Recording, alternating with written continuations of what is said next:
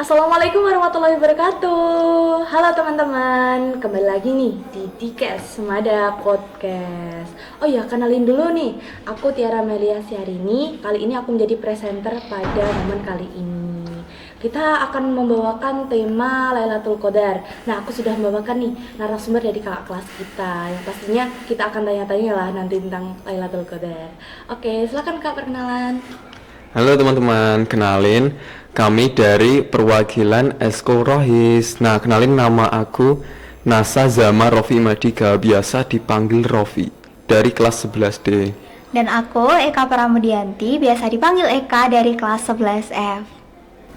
Oke, menurut kakak nih gimana sih malam Lailatul Qadar itu bermakna bagi kita pelajar? Nah, menurut aku pribadi nih ya, malam Lailatul Qadar itu bermakna banget bagi kita para siswa. Karena momen ini menjadi momentum dan juga titik balik kita untuk bisa merefleksi diri sendiri, baik itu dari segi keimanan kita ataupun tanggung jawab kita sebagai seorang siswa. Di dalam momen yang sangat istimewa ini, tentunya kita bisa mengusahakan ibadah, entah itu ibadah-ibadah untuk bisa mengusung keimanan kita ataupun perbuatan-perbuatan yang kecil yang dilakukan dengan penuh tanggung jawab dan akan selalu diterima oleh Allah Subhanahu wa taala gitu. Dan juga melalui malam Lailatul Qadar ini kita bisa meminta kepada Allah Subhanahu wa taala untuk dikuatkan selalu imannya dan juga untuk dilancarkan segala urusannya dalam mencapai cita-cita kita. Seperti itu. Oke, kalau menurut dari Kak Rofi gimana nih? Nah, jadi Lailatul Qadar itu memang malam-malam yang berbeda dari malam-malam lainnya. Nah, pada malam Lailatul Qadar ini Allah itu membedakan output pahalanya. Output pahalanya itu seperti 1000 bulan. Nah, Allah itu menerangkan, berfirman di salah satu ayat Al-Quran, yaitu surat Al-Qadar. Nah, jadi pada ayat ketiga surat Al-Qadar itu yang berbunyi Lailatul Qadri khairum min alfi syahr, malam yang lebih baik dari malam 1000 bulan. Nah, jadi pada malam itu sendiri, ketika kita beribadah, kita menyembah Allah, kita berdoa kepada Allah, itu nanti rahmatnya itu akan dikalikan seperti 1000 bulan. Nah, jadi malam Lailatul Qadar itu tidak hanya kita berdoa dan pahalanya dilipat gandakan sebegitu banyaknya, tapi itu sebagai bentuk yang menunjukkan dari logika rahmat Allah yang memang tidak hanya linear seperti hari-hari biasa, tapi eksponensial yang sangat besar sekali, yaitu 1000 bulan atau 83 tahun 4 bulan. Nah, maka dari itu kita sebagai muslim itu harus bisa memanfaatkan kesempatan ini. Iya, apalagi kita sebagai seorang pelajar. Oh gitu ya Kak. Kira-kira kenapa sih malam Lailatul Qadar itu disebut malam lebih baik dari 1000 bulan? Karena seperti yang saya jelaskan tadi, malam Lailatul Qadar itu malam istimewa yang dimana Allah itu menyamakan pahala yang kita usahakan dari ibadah itu akan dikalikan seperti 1000 bulan. Dan di malam itu juga malaikat-malaikat itu turun untuk apa? Untuk berdoa kepada orang-orang yang memang beriman dan beribadah pada malam itu. Dan tentunya dari ibadah-ibadah yang kita lakukan di malam-malam Lailatul Qadar itu pastinya akan memberikan kita ganjaran yang banyak sekali, teman-teman. Ganjaran yang memang tiada tara dari hari-hari biasa. Jadi seperti itu, teman-teman. Jadi kan biasanya tuh teman-teman tuh masih bingung lah ya, gimana sih, apa sih ciri-cirinya malam Lailatul Qadar itu ada. Kira-kira bisa dijelaskan sedikit? Oke, jadi dari ciri-cirinya sendiri itu memang tidak ada yang tahu, tapi dari hadis Nabi Muhammad, Imam Syafi'i itu pernah meriwayatkan dari hadis Nabi Muhammad bersabda itu menjelaskan dari ciri geologisnya, yaitu pada malam Lailatul Qadar itu, malam itu nanti akan tenang, seperti air mengalir yang tenang gitu, air diam. Nah, pada kondisi itu semua hewan itu akan senyap, tidak ada suara apapun, karena semua hewan itu akan beribadah kepada Allah yang Maha Kuasa. Nah, selain itu juga malam-malam itu pastinya nanti cuacanya itu akan cerah dan tidak akan mendung ataupun hujan. Sama satu lagi, ciri-cirinya itu secara psikologis dan fisiologis manusia itu akan merasa lebih tenang dan lebih nyaman ketika beribadah bagi orang-orang yang memang bangun pada malam-malam itu dan menghidupkan ibadah Allah. Nah, jadi seperti itu. Itu adalah ciri-ciri dari malam-malam Lailatul Qadar.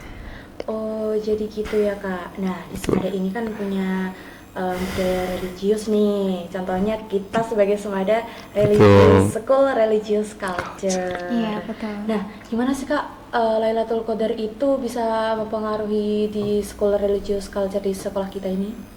Nah, jadi menurut aku pribadi itu tergantung pribadi dari masing-masing siswa ya.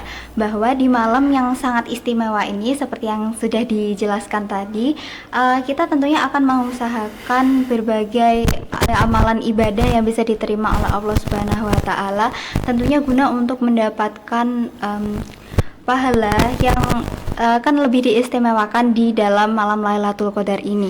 Dan diharapkan setelah melakukan amal-amal ibadah ini, mereka tidak hanya melakukan di dalam bulan-bulan Ramadan ataupun di bulan yang istimewa seperti ini, namun kebiasaan baik itu tentunya terus dibawa sampai ke kehidupan kita selanjutnya atau di perjalanan kita selanjutnya. Jadi melalui kebiasaan ini tentunya selalu berdampak baik seperti itu. Jadi juga akan berimpact kepada School Religious Culture. Betul. Karena siswa-siswanya juga memiliki amal-amalan ibadah yang bagus seperti itu dan menjadi identitas kita. Oke. Oh iya nih, kan kita udah di pertengahan Ramadan nih. Betul. Waktunya apa nih? Zakat kan? Ya. Gimana teman-teman? Zakatnya apa udah ada yang mau zakat atau gimana nih? Kali ini kita tanya gimana sih proses zakat yang ada di Semada ini? Kan kemarin habis pondok Ramadan kan, kelas 11 sama kelas 10. Boleh dijawab Kak? Jadi untuk zakat di SMA Negeri 2 ini tentu dinaungi oleh ekskul kita ya, ekskul Rohis Ar-Rasyikul. Jadi teman-teman itu dipersilahkan untuk membawa zakat mereka ke sekolah dan yang nantinya akan dikelola oleh kami sebagai perwakilan dari Rohis Ar-Rasyikul untuk bisa didistribusikan secara langsung kepada masyarakat yang membutuhkan, seperti itu. Nah, kan terkadang tuh mereka tuh masih bingung ya Kak, wajib apa enggak sih kita tuh di sekolah. Kan biasanya tuh ada yang bingung kan, kira-kira kita tuh zakatnya itu di rumah boleh nggak sih, atau kita tuh harus mengikuti juga di sekolah gitu. Gimana Kak? Jadi sebenarnya kalau disebutkan wajib atau enggak itu enggak secara spesifik ya. Jadi alangkah baiknya kita itu membawa zakatnya ke sekolah, karena lewat zakat di sekolah ini kita sebagai perwakilan Rohis Ar-Rasyikul bisa langsung membantu untuk mendistribusikan zakat ini kepada orang-orang yang membutuhkan. Jadi impactnya itu langsung bisa terlihat seperti itu. Mungkin bisa dijelaskan lebih lanjut. Betul. Nah, zakat di sekolah ini juga lebih sistematis teman-teman. Jadi bisa langsung agar kita itu tidak susah-susah mencari ke instansi lainnya atau di rumah itu. Ya, karena biasanya di rumah itu juga menunggu di akhir-akhir Ramadan dalam zakat itu. Nah, kalau di sekolah kita kan bisa langsung, kita juga terjadwal juga untuk zakatnya. Jadi yang mau zakat bisa langsung zakat dan bisa langsung mendapatkan ganjarannya itu teman-teman. Tuh. Betul sekali. Nah, sebentar lagi kan kita mau menyambut di hari Lebaran nih ya Kak. Jadi kita sudah tahu lah tadi tentang Lailatul Qadar. Nah, gimana sih Kak makna Lebaran setelah kita melalui Ramadan ini? Nah, Lebaran itu kan pastinya itu menyenangkan ya teman-teman. Itu hari-hari yang kita tunggu. Iya betul. Tapi bukan hanya itu saja, tapi Lebaran itu tidak hanya sebagai bentuk kita berpesta atau apa, tapi itu sebagai tanda kelulusan kita, teman-teman. Dari apa? Dari ujian-ujian yang telah kita lewati di Ramadan sebelumnya. Jadi saat kita Ramadan 30 hari itu, kita membentuk karakter kita. Bagaimana kita mau menjadi apa ke depannya. Dan kita sebagai umat muslim pastinya kita pengennya itu menjadi pribadi muslim yang lebih baik lagi, yang agar bisa lebih bertakwa kepada Allah Subhanahu wa taala. Nah, mungkin dari teman-teman ini mungkin ada yang salah mengartikan bahwa mungkin berbuat baik itu hanya cuma pas Ramadan saja. Nah, itu salah ya teman-teman, itu hanya cuma mental orang-orang yang oportunis atau orang-orang yang memang pengen cuma enaknya aja. Nah, itu salah juga ya teman-teman. Nah, kita sebagai umat muslim ini pastinya harus beribadah dan berbuat baik setiap harinya. Karena Rasulullah itu pernah bersabda, orang yang lebih baik dari hari sebelumnya itu adalah orang-orang yang beruntung. Dan orang-orang yang lebih buruk, orang-orang yang sama seperti hari sebelumnya itu adalah orang-orang yang biasa. Tapi orang-orang yang lebih buruk daripada hari sebelumnya itu malah orang-orang yang rugi. Jadi seperti itu teman-teman. Seperti yang disabdakan Nabi, kita itu harus berbuat baik setiap hari teman-teman. Nah, Lebaran itu sendiri itu sebagai tanda kita apakah kita akan melanjutkan ibadah-ibadah kita, kebiasaan-kebiasaan kita di Ramadan sebelumnya, atau kembali lagi ke awal seperti semula. Kalau kita kembali ke awal semula, berarti kita di Ramadan hanya menahan lapar dan haus. Begitu teman-teman. Jadi pastinya kita harus terus beribadah terus agar kita bisa bertakwa kepada Allah Subhanahu wa taala. Iya, jadi kalau ada yang baus kenapa harus berhenti gitu ya? Iya, Betul banget Kak. Nah, gimana sih biasanya kan kalau upaya-upaya biar kebiasaan baik itu terjaga itu kan cukup sulit lah ya bagi remaja-remaja sekarang, apalagi kan sekarang karena banyak digital juga, gadget juga kan. Itu gimana sih Kak? Biasanya kan juga orang tua kan juga nggak terlalu peduli juga kan ya, ada juga gitu. Nah, gimana sih Kak upayanya biar kebiasaan kita tuh masih terjalin gitu sampai nanti sampai selesai Ramadan gitu?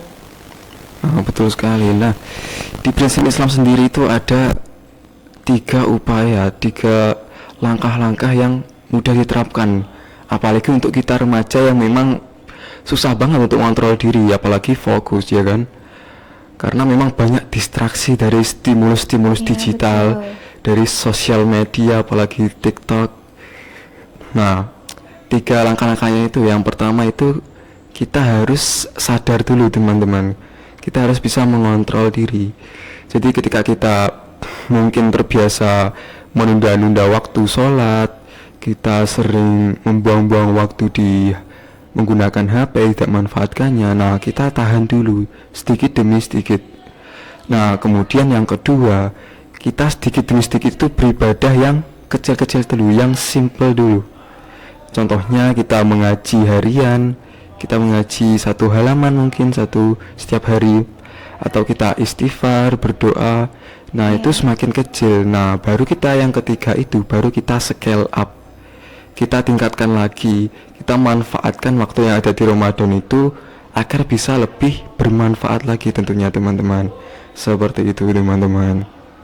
Oke Kak, bener banget sih itu. Emang kita tuh harus meningkatkan apa yang sudah kita lakukan sebaik-baiknya itu akan lebih baik jika kita lakukan sering. Betul sekali. Contohnya seperti ngaji itu kan juga kalau sekarang itu udah banyak juga kan di handphone itu ada Al-Quran. Oke guys, bener banget loh. Jadi kita tuh harus tetap mengimbangin gitu. Jadi tuh kalau kebiasaan baik itu kita harus tetap laksanakan sampai nanti juga kan ya. Jangan sampai ditunda-tunda guys sholatnya. Ingat, itu paling utama. Oke Kak, terima kasih ya kali ini udah nemenin kita ngobrol-ngobrol bareng, sharing-sharing bareng, dan juga Semoga di case kali ini itu memberi manfaat bagi kita semua juga kan ya. Amin. Apalagi ini buat mau menuju Lailatul Qadar juga. Iya. Betul. Oke guys, sampai jumpa. Terima kasih udah menonton kita di Dikes Semada Podcast. Sampai jumpa. Assalamualaikum warahmatullahi wabarakatuh. Waalaikumsalam warahmatullahi wabarakatuh.